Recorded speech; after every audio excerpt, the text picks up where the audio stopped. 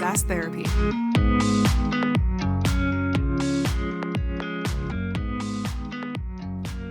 Hello, everyone. Welcome to another episode of SaaS Therapy, the show where we help you save your most important business relationships, your customers. My name is Todd Kirk. I'm your host, and I am really pumped for this conversation. This is actually a continuation of a previous conversation that I recently had with Dave Derington, who is an education leader. He runs CELabs for customer education professionals to go learn about all the things that are happening in the customer ed space, as well as he is a senior director of learning and education at Atlassian. So super pumped to have Dave on. Oh, sorry, I got the wrong thing. Sorry, senior manager. Promotion in flight. I love it. Yeah, I'm here for it, man. I'm happy to throw around titles all day. If I could, I'd make you president of the universe. So why not? Hey, great. I've got some great responsibility there. Dave, I'm super pumped to have you on. We were recently just having a conversation around the gaps in the education world and the challenges that people are facing and struggling with when it comes to customer education. And maybe as a quick recap, it'd be helpful to kind of, if you would, help us set up a little bit the idea of the kind of the silent struggle in SaaS and how vendors are trying to reach and educate their end users and the gaps that they're feeling. Yeah. Okay. So, hey, thanks for having me on the show. First of all, I'm really excited, and we've already built a great discussion around. Well, let's go into calling it what you said before, the two-hump problem. Right? Mm-hmm. We have some real challenges that we're finally learning to get a grapple on, to understand how to address in customer ed. And when we started off the last conversation about the two-hump problem, right? And I added on to that by saying, like, when I think about the two humps and building a bridge between them. On one hand, we have SMB, right? That's our shorthand for small businesses, mid businesses. We need to educate a vast field of learners in little accounts. And this is often a problem that you have. Not a problem. It's often the reality of working in maybe a B2C type organization or a product-led growth company where not necessarily touching and having a CSM engage with everybody, and you don't have all this. You have very low touch or tech touch presence. That comes with its own challenges a lot of the time. It's very important we don't lose customers because churn will happen, and we have to have some kind of a methodical approach to learning, an academy, university, or whatever. On the other side of that bridge, on the other hump, is this. This is where I really am appreciating our discussion here because I'm living this right now. It's the enterprise side, where when I say enterprise, again, it's my shorthand for saying very large corporate accounts, big stuff. You mentioned before Microsoft being a really great example, tens of thousands, hundreds of thousands of team members. And in that world, there's a need to necessitate training as well, just like me, as in the early years of doing a customer education academy. What do? I'd stand it up, I'd buy an LMS, I'd put everything in it and go, you have to come here. Well, there's a lot of resistance to that on the enterprise side. There's a lot more demand for, I won't really go as far as saying bespoke, but more augmented, personalized, persona-based learning paths and deeper engagement. We tend to call this change management, right? So two humps, building a bridge. We've got a lot of challenges in that where, things are moving very fast. Our products are changing every day. We have to get into the motivation of people, why they want to learn, all of these things. And where do I go to find stuff? It's a really big challenge. Customer education is very difficult to do, especially as you're growing and you get beyond the basics. How's that sum it up? Oh, so good. And in fact, I want to enhance the two-hump analogy that we were talking about before. And for those of you who are here, if you've not heard of the CELabs podcast, Dave and I had a conversation around this topic on his podcast, so go check that out as well. But I want to add to that analogy, right? So if there's two humps, you've got SMB customers, you've got enterprise customers. Well, in the middle on some little island is the software vendor. And so you're trying to build this bridge that goes across to both audiences, right? But you're stuck in the middle. And I actually think one of the big problems is, and I hear this all the time, is that there's a massive amount of investment in building out the tools and the resources that we want the customer to go and use. But like the education, very few people engage with it. Just the most invested are the ones who go there. We're not hitting that full user base, and there's very little visibility. And I think part of the issue is, and this goes back to what we talked about before, at least for me, if there's these two hills and we're trying to build across, right now the vendor's sitting in the middle on a little island. There's no bridge, and we're trying to tell the customer to come to us, and nobody wants to do that. Like, so what we need to do is figure out how to go to them. So that to me is maybe a way to flesh out that analogy we talked about a little bit more before. Cause I really like that of like, there's this big bridge that we're trying to build, but right now we're sitting in the middle of the bridge and trying to figure out how to get the customer to come to us, but we've got to figure out how to deliver things better to them. Going back to your point about the last mile problem, how do we help deliver the result that the customer is looking for to receive? So, and I know that you're now, you having to focus a lot on the enterprise world. Maybe help us understand, do you have any experiences or recent challenges that you've run into where maybe this is more salient or top of mind? Absolutely. And I have a couple of experiences that I can share with you. In particular, Atlassian, we're a large company. We're originally a product-led growth company. We've been around for many, many years. And now we're, again, evolving our programming, or involving our customer education, our community. We're constantly doing that. And we have been very squarely addressed with some of these challenges that happen over time when you don't have those necessarily big engagements with a large enterprise customer. I can tell you a story that's not on Atlassian that I think was really good evocative experience that backs up what all you're saying. Where I was with a company as a managed professional services team, and we were doing this huge implementation of software. And as we're getting into that, it was a month or two after implementation that I get a call, a warning sign right there, that there was no adoption of the platform, that people weren't learning or weren't using it. They were reverting to spreadsheets. They were doing everything. The behaviors weren't the right behaviors. And I'm like, well, okay, well, what did we do for training? Well, that's why we're calling you now. Oh no.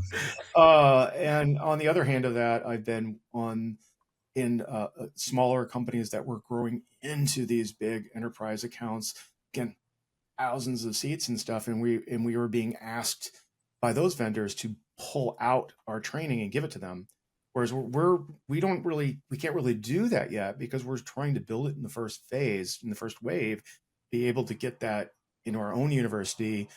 So we're not quite there yet, but this was always an ask, and it's all and that whole other hump has been looming, right? There's a big shadow cast over it because the sun's setting on the other side. Like, I just can't see how to address it. And now we're at that point where I'm finally really much better positioned in understanding how we start to build that bridge. We have to Well, make a picture of that on. We have to draw this out. I I like know the that's addition right. of the island in the middle and building to do that so we can join both ends. It's That's pretty right. cool. Yeah, I think it works. We made that up today, Dave, but I feel like, conversations that lead to fun analogies that are meaningful. That's always great. Absolutely. It is fascinating, or at least for you. You've seen that the problem exists on both mountains. The small customers that need a lot of support and you can't reach them, and you've got the big enterprises that you're trying to solve too. I'd love to get your take on kind of why that is. Like, what is it that is preventing us and making it so hard for software vendors to actually help their users change? Uh, where do we begin? There are many, forces against us. In I'm not an expert on change management. Like, I'm not going to wield any certifications or whatever, but I've been in that so many times in so many ways. Even on the receiving end of that, how do I use this thing? There is, in some ways, like, one of the things that comes up to me first is motivation. Why? Why do I care? What's my motivation? As kind of an actor say, we call it in customer education the WIFM, the what's in it for me. If I can connect with any individual, a customer of my platform, and they go, oh, you're going to be using this platform today. Cool. Why? That resistance right now, that inertia to do what they've been doing all along, that's hard to overcome, right? There's also a lack of accountability where when you start thinking in terms of, well, I'm not just having you come to my academy and I can say, hey, Jim and Jane and Judy and John all came to my academy. They did the training. Cool. They're great. All right. Well, they may have been highly motivated to come do it. But now we've got hundreds or thousands of people within a company that need to learn a new thing. And now organizationally, how am I going to facilitate that? I'm going to help people be accountable to that. Again, from leadership now is the other why, not just with them of how do I use this platform in the first place or why should I use it? But now it's how is this helping our business? How does it help your performance? How does it help you to get your job done so you can go home in a short period of time and get efficiencies from it? How does it make us better as a team? Those are the kind of things that I obsess about at Atlassian, because we have what we call our Atlassian system of work. And knowing all the little pieces and how they work together and how they're changing and evolving over time is a really incredible thing when you start seeing, oh gosh, I don't know how this works. And I find all of a sudden, oh, wow, I click here, there's a little bit of training material, or I've got my a system that can help me get to that stuff really quick and learn in the moment of need. So those are the big ones, I'd say. And of course, there's other things. If you come from the other side saying, well, I'm going to try to help train people, getting people to show up because they're busy, getting people just organized to begin with, right? The challenges between prescribing versus you telling me what you want and how to strike a balance between that. I've seen a lot of these things, and again, cost prohibitive nature of doing live training is another big one. I can go, but these are all things that make our job difficult, and then we have to have tools and practices that make it a lot easier. Yeah, I totally agree. One of the things that I think is fascinating, at least from my perspective, that I've noticed a lot of the time is when you think about like your example of the enterprise with, thousands of users, they deployed it, but nobody's touching it. One of the things that I think is important is adoption is obviously a clear issue, and education is generally designed in a way, or the goal of education in a lot of ways is to drive usage, to drive adoption. Mm-hmm. Well, there's two things that I think are interesting. One is usually, at least on the enterprise side, the admin, the champion that you have, they actually act as a gatekeeper. And that's the reason why the CSM is usually so involved. And a big blocker that I see is your champion, because we're putting so much on them, but they're also not letting us go around them either. So they're like, your greatest champion is oftentimes your like greatest blocker, in the sense that they are the gatekeeper. And so we spend all of this time and energy on things that like don't actually pan out, because that person who we really care about, that we know we need to use, is failing to change. And one of the things that I think is interesting is like, so for us, we have this framework that we put in place that when we talk about adoption, we try to put adoption in the term of what the end customer is really trying to do. So you talk about the idea of what's in it for me. Well, why adoption? Like, I mean, yeah, you could say adoption's important because if people using it, then we're getting the value out of the software. And like, yeah, that's true. But that's like, it's really hard to connect the dots there. Like, it's like, just because people used it doesn't mean I got value. I mean, we hope so, right? That's kind of it's the closest analog that we have, but it doesn't necessarily translate. So for us, we put adoption into a different framework. So for me, when I think adoption, if you were to put it in the terms of what the customer cares about, first one is I need to onboard new users. So for a customer, they have licenses of your software that they purchased, and then they have to figure out how to distribute those licenses, and they want to make sure that user license gets lit up. So it's fully deployed and the user knows how to log in, they can access it. So the onboarding problem is that's taking a dark or an unknown user and turning them into a lit up active user, right? So is that what you mean when you say adoption? Because that doesn't sound like sustained anything. That's just like, I did a thing. And like in the example you used, in the first month, that's really all you're hoping for. So if you're not even getting people that far in that first month of like getting the person to log in once, like then that's a worry. So the second one is, okay, so what do I do if that didn't happen? So the second thing is remediation. That's intervention. And so a lot of times what the customer is trying to say is, I know that a user should be using it and they're not. And they're asking the question, why aren't they? And what do I do about it? And a lot of the times they don't really have a good vehicle to figure out how to remediate when people aren't using it. And the third one is actually really important, but one of the biggest missing pieces I think that I see is that everybody starts with this last one, and that's optimization. So education can't just be built to optimize the user who's already invested, because, if that's all you're building for, then you just shrunk your target audience to 5% of your user base, because those are the only ones who are already invested in care. So that to me is like, when I think about, there's this, if you have the admin or the champion at the organization of your software, they want to help you, but it's too hard for them, and we don't know how to put it in the language that they care about and then make it easy for them to actually do that. I've got some questions. I want to dive in on that deeper. Yeah. So number one, and I don't mean this to be snarky. I'm just doing that to stir up our discussion. Yes, I love snarkiness. It's great. Why would an admin or a champion be a gatekeeper? What is it they're protecting? Or is that intentional, I think is what I'm asking. Yeah, that's a really good question, because you wouldn't expect them to be, right? No. But I would say there's usually a push and pull that they're experiencing. One is they really care about your software, potentially, if they're a champion. But the reason they're gatekeeping is because either A, they think it's going to be way too hard for them to do what needs to happen. So a really great example of this is, let's say that you sell a software for doing e-signature. Well, who is the champion who brought you in and thought that this was going to be really meaningful for them? It's probably somebody in the legal department, because they thought, oh, well, this is going to make it easier for me to track my signatures. It's going to make it really easy for me to be able to process contracts. I'm going to have better visibility about what's going on. But in order for it to work, I got to get all my salespeople and all my partner people and all the folks who are responsible for contracts with customers. They have to adopt this software. The problem is that lawyer, their job isn't to drive adoption of that software. So as a result, you can't get them. They have to be the one somehow to drive that success internally, but they're not equipped to. It's not what they were trained to do. It's not what their job is. So it feels like, in order to get the value out of the software, that champion now has taken on a second job that they don't feel equipped or ready to handle. So that's one scenario that happens, is we have a champion who really cares, but they don't have the capacity, the time, the energy, or the training to make it happen.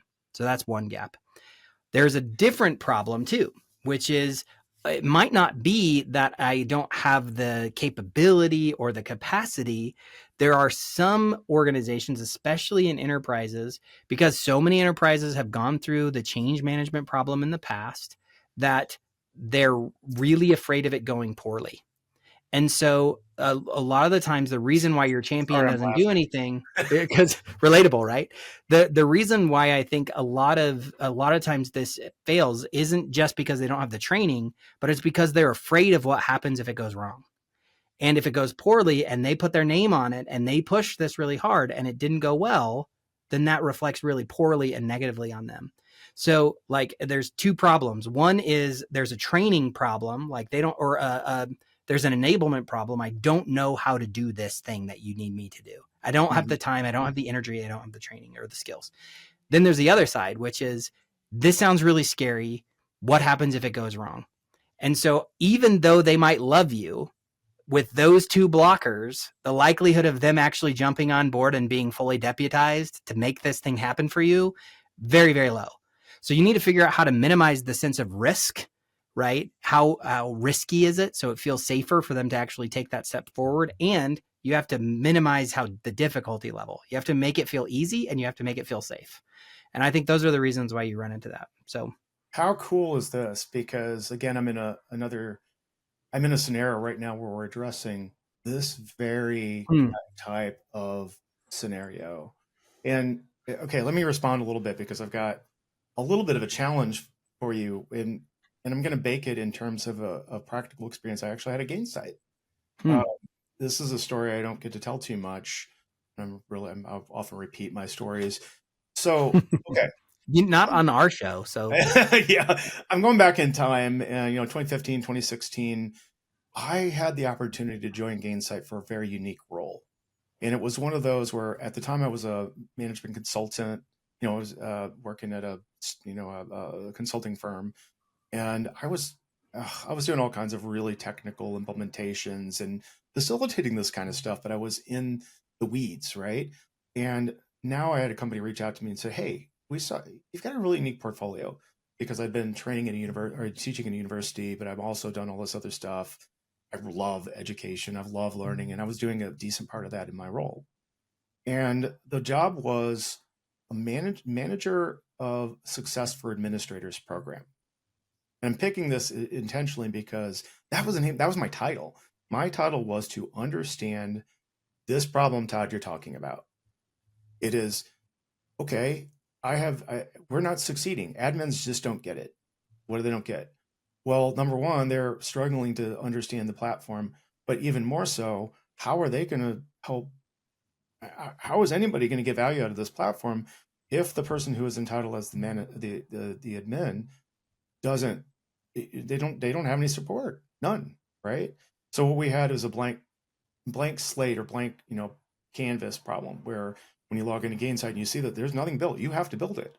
So that means that there was this narrative of, and I don't want to get too deep into this, but we had to nurture or inculcate a sense of understanding of like how this platform Gainsight works from the admin's lens of, okay, I'm building rules and I'm building journeys, which were campaigns that would give people emails and other things and communicate, and all this apparatus around.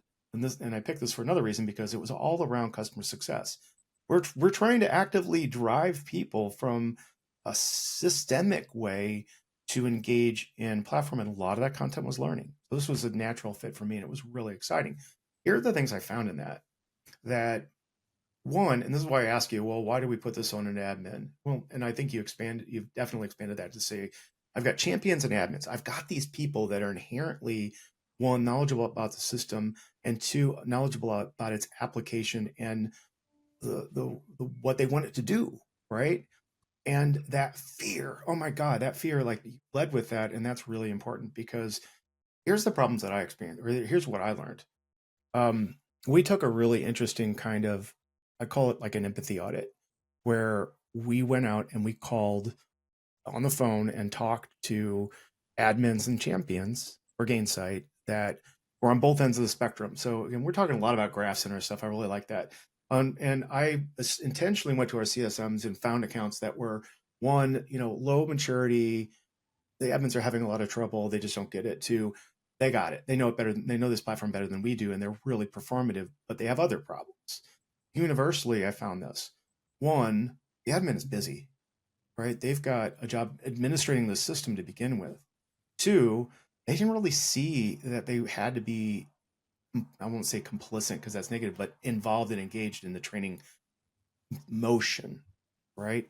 A lot of them weren't very good trainers at all. A lot of them didn't want to talk. They were antisocial, not Right. taking it Well, heavily. yeah, for technology, a lot of times you're dealing with IT pros who are like fixing physical computers with their door locked in the office and try not to talk to anybody. So then Right. you're putting a lot on them if you're asking them to change that behavior. Right. And in particular in those SMB companies, Gainsight had asked at one point, well, you really need to hire a full-time resource to do this job. Really? Yeah, because there was so much involved in it. So the people are wearing multiple hats. They didn't have time, and now they were stressed out too. Mm. So now we would come to our expectation, and I think you mentioned something like this happens, and I've seen this happen in other places. Our expectation is somebody's going to own this platform and care about it and nurture it from the inside. Larger enterprise companies have people to do that. They might be in L&D, but they might be in enablement roles. They have your system does that, but there's a gap, right? I need to get in their head and their heart and get them aligned and armed with, um, and this is really top of mind because we're developing a new program for this in a really unique role that will help partner with CSMs and to help these bridging exercises specifically for adoption, Todd. And what's in that? Well, now I have to build train the trainer type material, right? Okay, I know you're not a trainer. Well, maybe I'll go down the road a little bit. Now I have a success champion that wants to be seen and visible and wants to show their energy and love for what we're doing here, and it's part of their success. And I can go, Todd, guess what?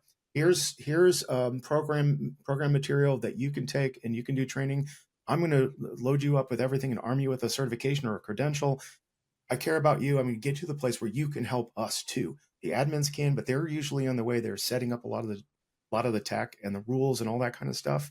But they also need to be able to know how to train, because when someone else comes along or that person churned out, now we have another trainer that comes in internally. So there's this tapestry of engagement. And why I think that admins and others are gatekeepers is involuntarily. They didn't necessarily mean to do that, but they're like, oh, I'm so busy. I don't have time. I don't know what to do. I'm just going to check out. And those others that could help are, like you said, fearful for losing their job. So they don't do anything and they blame it on somebody else. Right. And that's protective behavior. There's no judgment. We can get beyond that. And that is such a hard thing to do. It's really hard. And I think we could talk about that next. Yeah, I think from my perspective, and I think you've put it beautifully, the the thing that is such a big challenge when it comes to supporting the customer is one, the admin and champion understanding who they are, how they think is very hard. But you also need to think about what they need. So you've talked about some examples of how you can do that. Like what are the things that make it easier for them and make it feel safe and easy, right? You want to make it feel safe and easy. So how do you do that?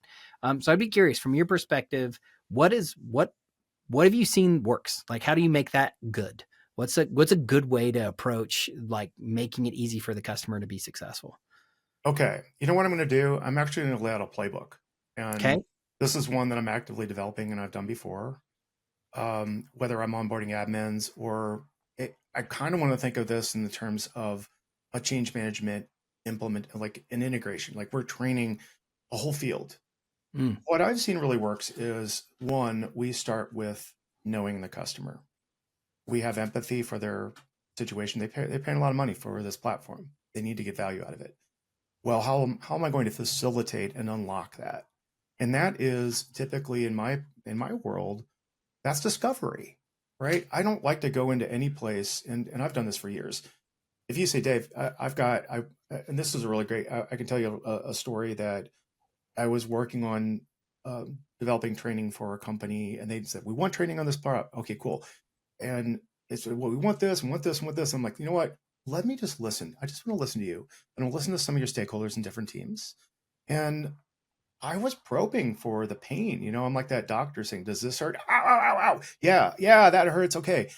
That pain right now is telling me something. So this is where the interviewer and me, I sometimes have different lenses. One of them is hey, I'm the casual kind of guy that's going to buy you a beer and we're going to talk, or okay, we're going to lock the door in the room and you're going to tell me what the problems are and I'm going to interrogate you. I don't like doing that. But we have to do a little of both to really introspect the customer's need and pain points from okay, here's where they might be. I have a client, they're super busy. That means like they're all on the phone all day long. How am I going to convince them to take an hour or 2 hours or 4 hours or more out of their day to join me on a darn ILT, instructor-led class?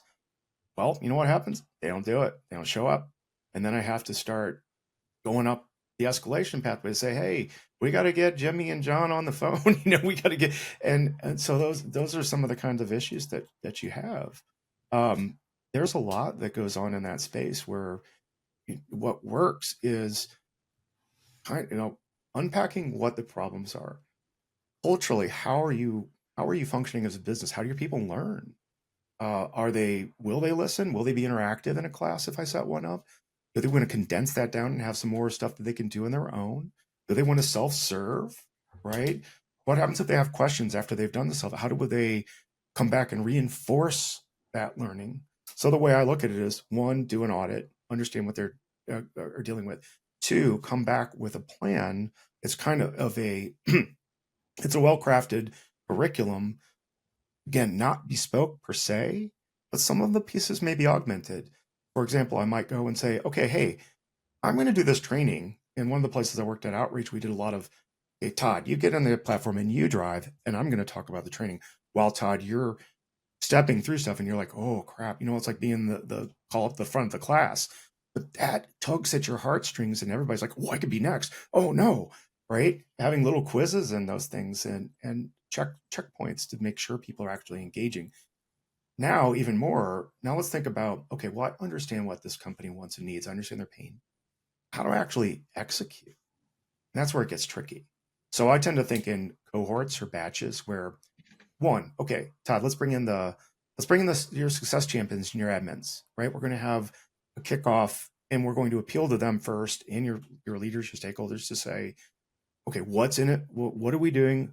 Who's here in the room going to be standing up and joining this meeting that we have with these people and those people? Can we have managers involved to make sure we're pushing things along, right? We're building a harness around accountability that will nurture the people that may be resistant to coming in, to give them the reason to do so. And then we're giving time. What I like to do is also say, okay, well, we're going to have short classes, not hours long, maybe not 90 minutes, 60 minutes, just enough to get enough information out, have reinforcement go out after that, say, hey, maybe in advance you look at this video, afterwards go look at this and this. And then you bring in different teams. So now I might have my end users in one field and they need to know these things. And we have an IT group that are very focused and they know everything else, but they need to know what's changed. Cool. I'm going to cut down that and give it to those people. Have open times for Q&A, right? But then you need to come back and report on that. Okay, you're meeting with my CSM, your customer success manager, showing your attach rate to the educational program that we developed for you. You're paying for this too. You want to see the value out of it. Showing the seat count going up, showing the engagement from day to day on monthly active usage, or there's other metrics out there you can do. What are the NPS scores by that after you took this training? What are the NPS scores of using the platform after a month? Do I see all these indicators rising? And that's much more of a success fabric. And again, I'm not doing it just in the lens of training. I mentioned customer success. We might have marketing in there. We're building cadences or sequences of messaging that's going on to try to do this everboarding thing. We've also thought ahead to say, well, what happens 3 months down the road? Well, we're not going to be in there doing this training, but we package it up and we put it on your internal portal, hint, hint. And now you can go and see what everybody else was trained on and you didn't have to be there. Or if you want to go back and look at it, it's the everboarding piece, right? That's kind of the way I think. I think very much like a customer success person and a change management person and a consultant. We need to architect an experience listening to the customer, breaking things down, segmenting our audience, reporting and providing feedback, and pivoting when we need to. So if something's not working, the training's not doing well, why? Let's go back, have a retrospective, change it, come back in. We have to do.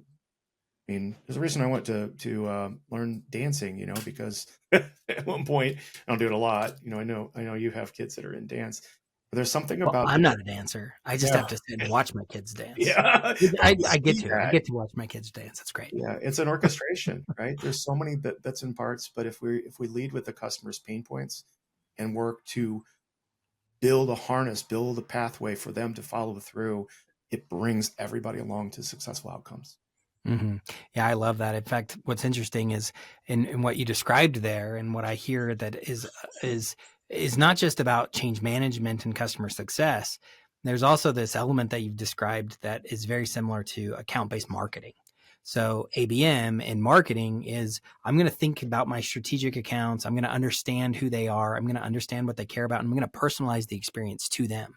And so understanding the business as a whole, how they operate, the things that they need, understanding the personas within the business and what they need, that's ABM right there, right? I mean, you're talking not just through the lens of being a CSM or a change management architect, but also from the perspective of like a marketer who's thinking about what they need. That's why I love that your point is like, how do I make the training shorter? How do I make it more relevant? How do I deliver it to them in microbits that they can then access and refer back to and grab again? Because you're also thinking about this more like through the lens of a marketer. So anyway, I would add that to your framework and the way you're thinking, Dave, because that's a lot of that felt very much like I'm thinking like a marketer too. Well, we are. I mean, there's all these telescoping experiences I can share. One of them just being this podcast alone, and you're a podcaster too. When you're doing that, you're marketing it, you're penetrating accounts in a different way, you're sharing a different lens of education, right? If we're not thinking like a marketer, this is one of the secrets. Well, it's not a secret anymore because we talk about it all the time. But those of us that are in this educational role in SaaS, I'm trying to change the narrative, although I will stay on my hill of it's customer education. But my understanding of the learning space is that it's so much more. There's so many more parts. And one of the biggest parts is I've got marketing over here. I need to think like a marketer. I'm always putting people on a nurture campaign or a special kind of carousel or whatever. Don't forget about social media either. One of the things that I've been really thrilled to see at Atlassian, and I happen to have one of the people that really working on it, Kevin, is on my team, who is making these Atlassian Answered series, and they're little micro, awesomely produced video, and they're fun. And you watch this content and go, "Oh crap! I saw Atlassian pop up on TikTok today, and that was really good." But now that creates a loop back into, well, now I'm really curious and now I want to learn more. And maybe I'm going to pursue to getting a certification on this because now I see, for me, Dave, oh, it makes sense what, like if I mentioned JPD to you, you'd be like, what the heck is that? Well, we've got all this really cool content about it. Or Trello, we'll have a video coming out on that. These are really high level, more relatable, kind of like, Gen Z younger kind of content, because now we're thinking about, from a marketing perspective, not only that intra marketing, right, targeted account based marketing, but also the haul back from other places where they start seeing you show up and bringing us back to reinforce. So it takes on many different avenues, but it's extremely important to go down that way. I love that, Dave. Okay, so I'm curious from your perspective, like we kind of started this whole conversation of through the perspective of we're stuck on an island. We're trying to help two different sides of the market who think differently. We have blockers and gatekeepers in those organizations who are struggling to get what they need. So we need to design experiences that can help them to ultimately get where they need to be. I just realized I just summarized their entire conversation.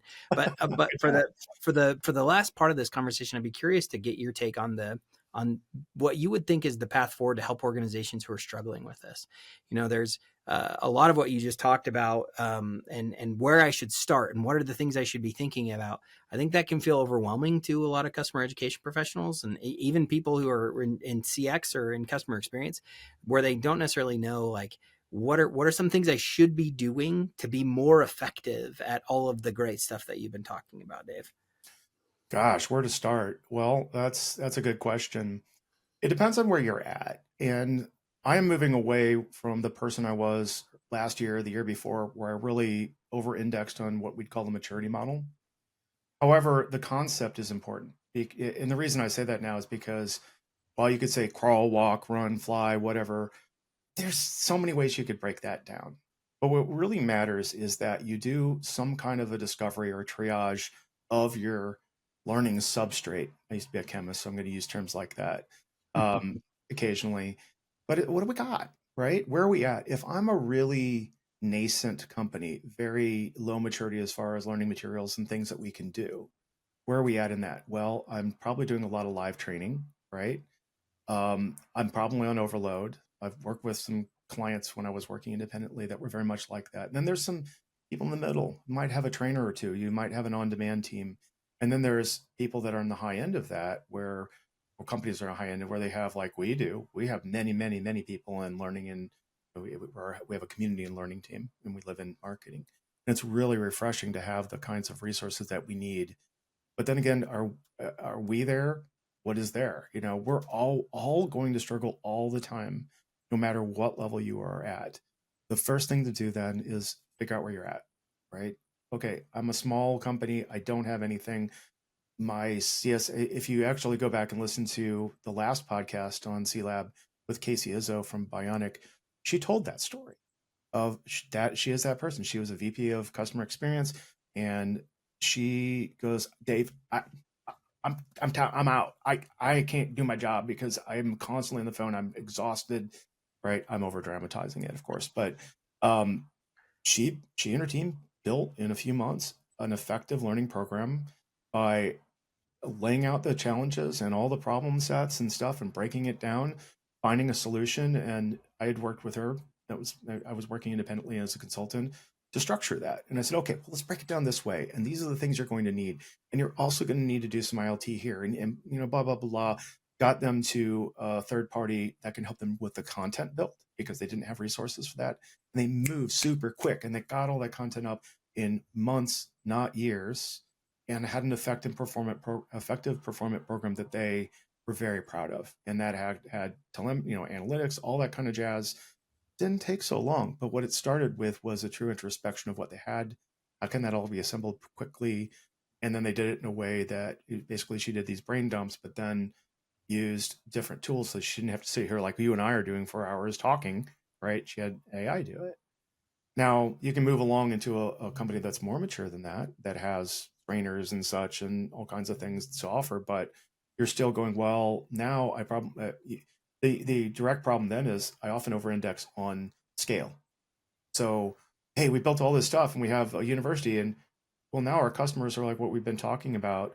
Um, they need more. They need that live training. They need that helping hand, right? So that may be I'm reintroducing instructor-led courses at one to many.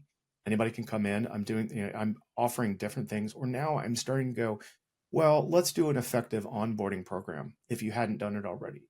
And that onboarding is now taking what I've built and extruding it and putting it on a timeline or sequence to say, okay, well, now I've got this. Now I want to reinforce people actually getting to it.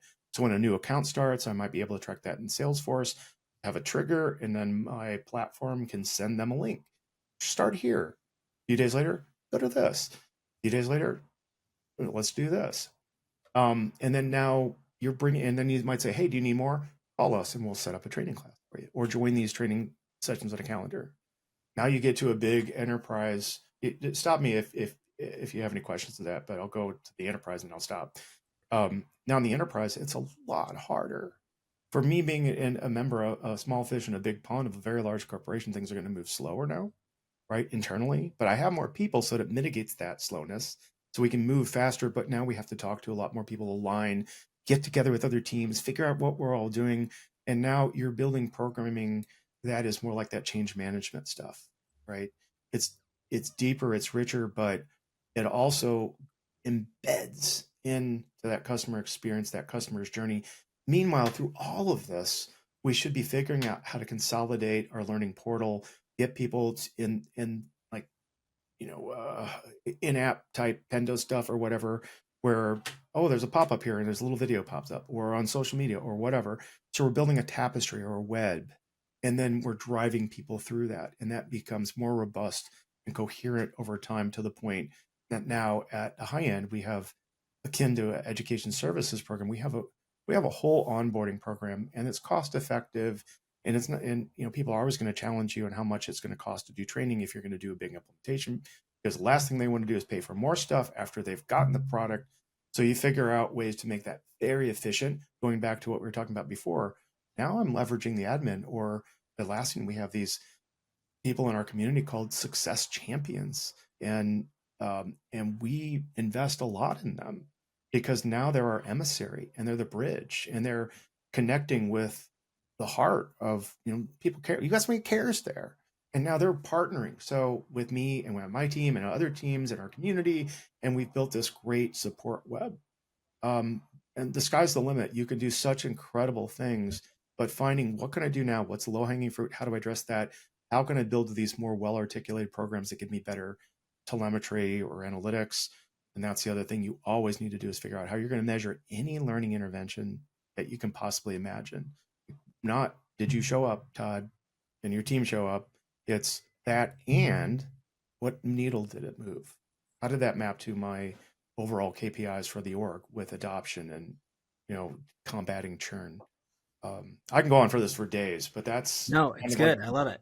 As far my as thought. what is good like, what does good look like? The way I'm going to I call this the Todd bot. So this is my attempt to show that I was listening, Dave, to all of that, and then try to summarize it succinctly like AI would. So Love it. first thing is know where you're at, so that you can figure out where you need to go next. So that, I think, is really good advice. Second is you got to think if you're thinking like a marketer, you also need to think like multimodality, Mhm. right? And then you also got to think in terms of the journey and where you're headed with your customers, not just as a point in time. So if your goal as a customer education professional is just to serve this one moment in the life of the customer, that one time when they're motivated to go seek out training, then you're missing the vast majority of the people that you could actually be serving. So that's my short summary. Did I miss anything you think there? No, I think that's really good. And there's a lot of ways they can approach it, but that's very concise and well done. Well, and one thing that I think is interesting is on top of that, this is because this is therapy, right? And that's why I call it SaaS therapy. For me, I think one of the things that's hard, the story you mentioned with Casey too. I think one of the things that's so challenging for a lot of professionals is they see the gap, right? They see how big that gap is, and that's overwhelming and scary. It's true for the admin, it's true for the customer education professional, it's true for the CSM, like it's true for any leader in any business. We're constantly focusing on the gap, like how far away we are from the goal of where we want to be. But what's also, I think, valuable is to think about the gains that we've made. So it's not just about like how far away are we from the objective, but how far have we come from starting line. And I think it's actually healthy to look back and think, what are the things that I have done to make progress? Have I engaged with Dave? Have I talked to somebody smart enough to help me figure that out? That's a pretty dang good gain, right? If you've actually decided that you recognize where you are and how far away you are, that's a good gain. A lot of people are totally blind to the fact that they're totally missing out on what they should be doing differently. So I think that's a good segue right there. It's just like there's also, if you figure out where you are, then hopefully you can also, not only can you figure out how far you've got to go, but you can also look back and see how far you've come too. So I think that's an important thing to remember. For me, I have a tendency to look back and feel like get really frustrated at how far away I am from attaining the thing I want to achieve. Right. Like it just feels a lot of times, especially in work contexts, getting to that amazing, perfect, like final destination feels daunting. It feels like it's forever away from where you want to go. But if you can look back and see out the successes that you've made and the gains that you've made too, that's really powerful. So like from my perspective, you don't have to be in this like perfect state where you've gotten everything figured out. You Yes. could actually just start. Do something, be different in some way, right? And if you think about that from that perspective, that's much better than just being satisfied with crummy results in a cruddy situation. Yeah, I would I would bolster that by saying analysis paralysis is devastating to the success of your business. And that I think one of the things that has really been difficult for us making this transition into what we call customer education from legacy type approaches for education is that we have to have a bias for action. We have to go now. There's no waiting. And that's going to be painful. It has been so painful and it's been so exciting, right? That if you go, okay, hold my beer. I'm going to go do this training right now and make this thing happen. Oh, wow, you took initiative. Yeah, well, okay, we did it. Most of the best trainers out there and the best people that have been emergent in the field of customer education are the ones that maybe they were a CSM. They go, look, I can't keep doing this. I'm killing myself. Or they've come into it from a learning role and they get really fall in love with all this. But we also have to celebrate and ceremonialize that. We do at Atlassian, of course, we're agile. So, hey, what did we do? What were our wins? What happened in this sprint? How did we move the needle? What could we do better? Let's do it again. Let's go. Let's go. So that agile, I encourage people to think in loops and definitely lean into these kinds of process where at the end of it, what did we accomplish? Let's talk about that. Let's share that because we've made progress. Um, I'm really glad you brought that up because I wanted to share a feeling that I've had that I bet others have had too, which is, look, Todd, I've done it at different places. I've built programs over and over again.